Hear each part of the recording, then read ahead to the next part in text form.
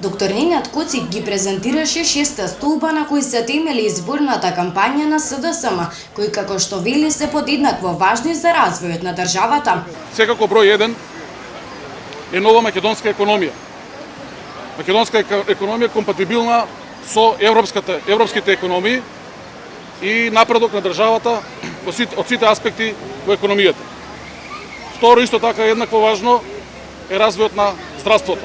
Знаеме дека се справуваме со една огромна корона епидемија која што зафати цел свет, тоа е пандемија, со која што здравствениот систем макотрпно се бори веќе неколку месеци. Сметам дека и понатаму треба да се продолжи со истиот интензитет, со истото темпо за развојот на здравството, посочи Коцик и при тоа додаде дека ред, правда и дисциплина е исто така еден од 6 столбови на СДСМ.